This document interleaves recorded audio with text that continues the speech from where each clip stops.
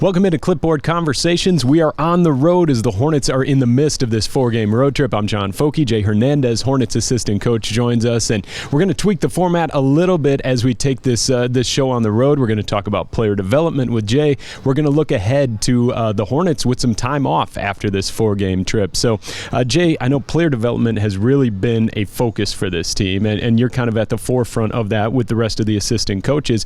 Give us your background in player development. Yeah, I started working with players back in 1998 when I was in college. I was fortunate enough to play under Jay Wright and, learn a lot.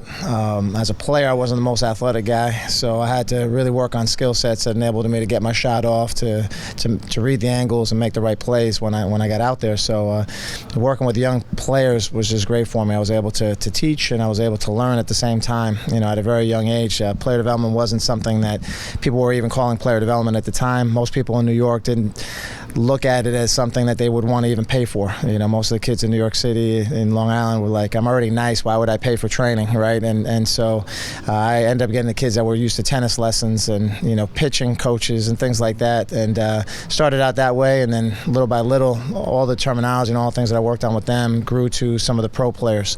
And so I was fortunate enough, my first NBA player was Wally Zerbiak. He ended up becoming an all-star in Minnesota, and it grew from there, from pre-draft process to, again, working with kids in our program that ended up becoming very good players in their own right, whether it was Division III to Division I all the way to pro. So I did that for a number of years. I started my own business back in 2004 called Pro Hoops, and I played in Puerto Rico for a season after taking some time off, and then decided to quit my pharmaceutical sales job to pursue that life.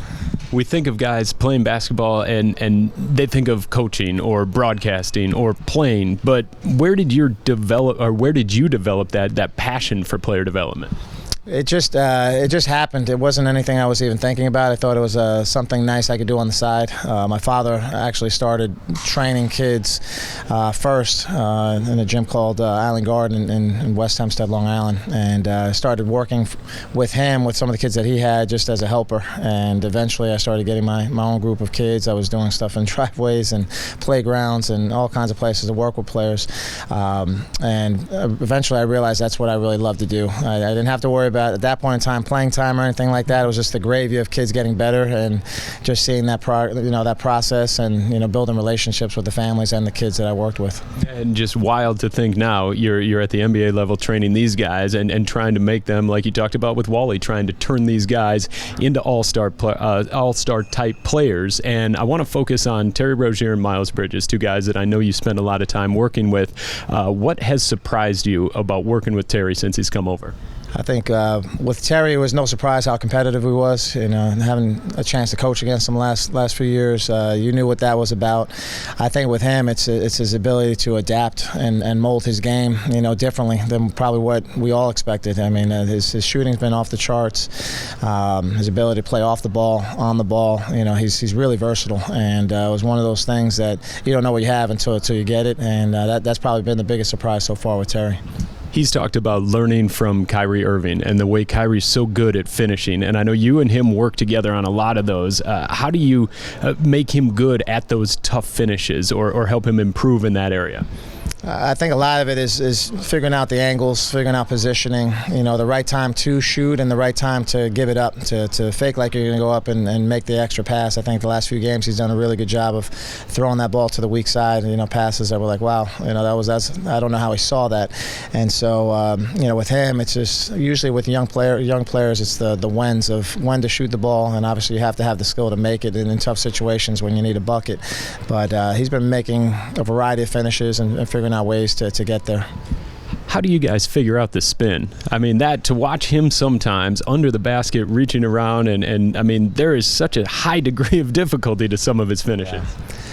Some of that is just him. He's just a talented guy. He's been playing the game for a long time. Obviously, we try to put ourselves in positions that are a little bit tougher in practice. So hopefully in games it becomes a little bit easier. We have a backboard at the gym that's numbered. That they have to hit certain numbers, and there's different positions on the backboard, and some of them look almost impossible to finish. And that's part of the reason we do that is just to kind of work on those skill sets and advance that at that time, and then hopefully in the games it becomes easier. How about his three-point shooting? I mean, coaches called him an elite catch-and-shoot guy, and I know coming from Boston, that was always a concern. Could he keep those numbers up as a starter? What have you seen in that regard?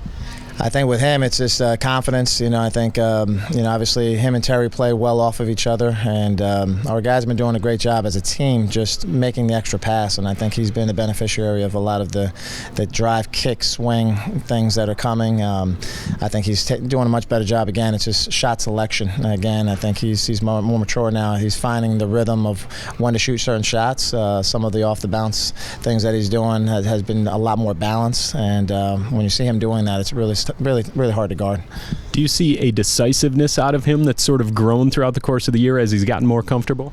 Without a doubt. I think just knowing the offense, getting comfortable with what that looks like. Obviously, starting predominantly at the point guard spot, being able to play both positions now takes a little bit of time to adjust to that. But now that he's getting more comfortable, we see his numbers starting to increase, his field goal percentage, all those things. One of the things that stands out about watching him is the way he attacks rebounds, and he does it ferociously, and he does it with one hand. Is that just Terry? Is that something you guys work on?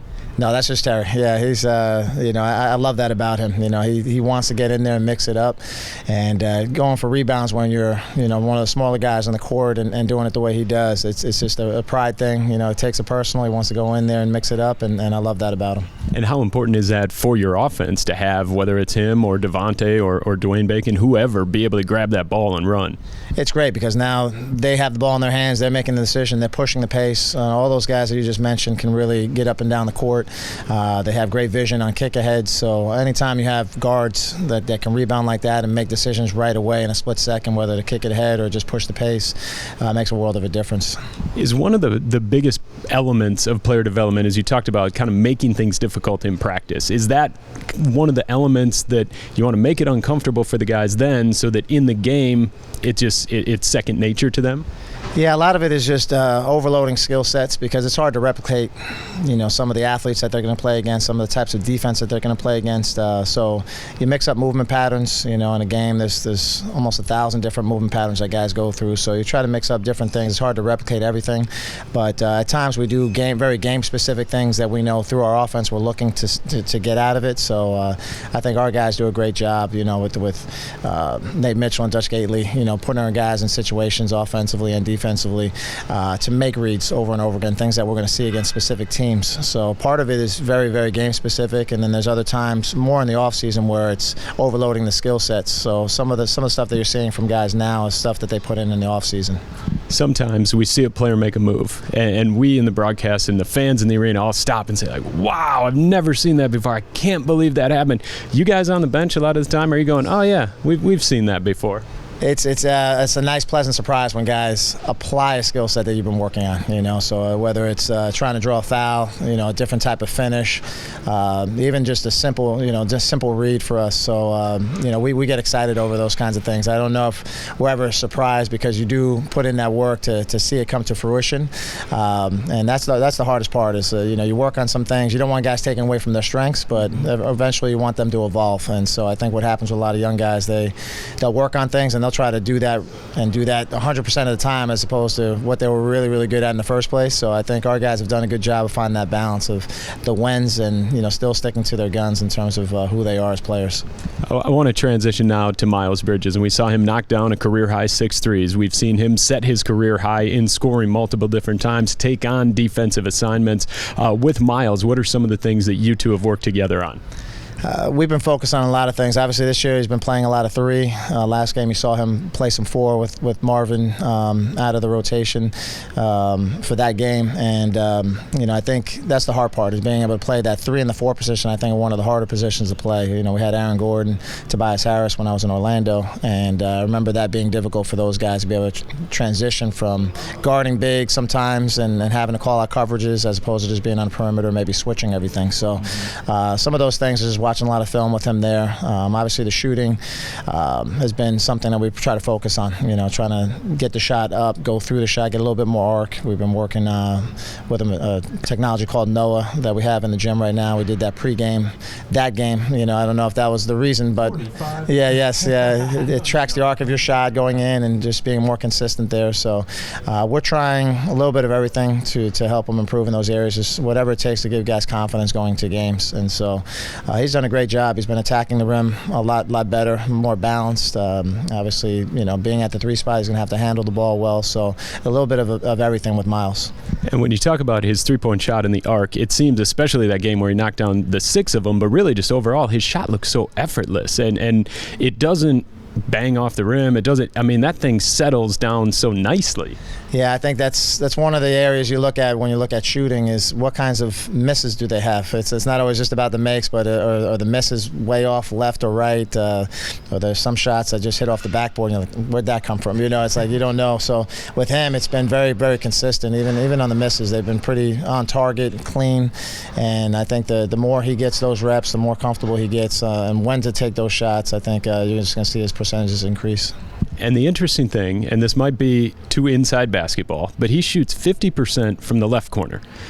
And as a lefty, you'd think that would be hard because you're behind the backboard a little bit. Why does he have so much success in that corner? I don't know. I think it's pretty much where he is a lot of times.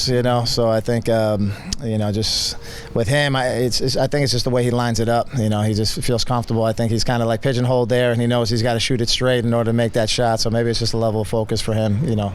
How about his rebounding this year? We've seen him post 3 double-doubles this season. He only had 1 a year ago, and the rebounding increasing up to about 8 a lot of the times. How do you see him adapting in that area? I think Coach basically gave him free rein about 5 or 6 games ago to say, we need you. We call it going through the moon, just taking a peek at shots when they go up and then getting through the middle of the court where we want to funnel anyway. So I think with him, it's just now realizing, like, all right, when the shot goes up, I've got a little bit of license to go see if I can make a play on the basketball. So that's on the offensive side. Defensively, he's been doing a great job. Usually he's contesting shots. It's just a matter now of getting from the contest back into the play. And so, again, that goes from playing the 3 spot as opposed to being able to play both 3 and 4 at times. It puts him in better situations to be lower, to go clean up those rebounds. So I think you're going to see more from him, the next few games, being able to mix up both positions. You talk a lot about angles and seeing angles. Are you a good pool player? I'm terrible at pool. Yeah, I just not enough time. I'm more hand-eye coordination type stuff, So it's I like tennis and some of those kinds of things. Obviously the basketball's been my thing. I love to kickbox. So it's more reactionary and making reads more so than angles. It could have fooled me. I would have thought with the angles, a great pool player. All right, we are going to come back in just a moment and take a look at what's up next for the Hornets as they wrap up this 4-game trip. They've got the game in Paris coming up on the horizon as well. We'll talk about that with Jay Hernandez right here on Clipboard Conversations.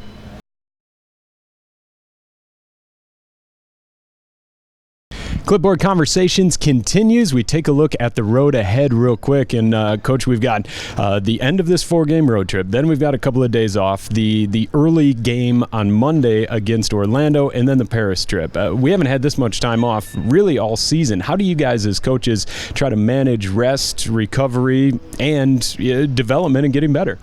Yeah, that's always the hard part, and that's why we have some people that are much smarter than me, making those decisions. Obviously, Joe Sharp does a great job of figuring out what we need in terms of how much time on the court, what we can get done, and we're going to rely on him and his staff to get a lot of that done. But from a practice standpoint, it's great for us as coaches. It's something that you miss during the season. We played a ton of games early on, and to be able to have 3 days in a row seems like an eternity. And so I know Coach will have a bunch of things that he wants to focus on defensively, offensively as well from a team standpoint, and then we'll have our vitamins, that individual time, with guys to get them better, to tweak some things that maybe we haven't been able to focus on, and just keep building that confidence going into the next game, against Orlando. How challenging is it to get better in season for guys?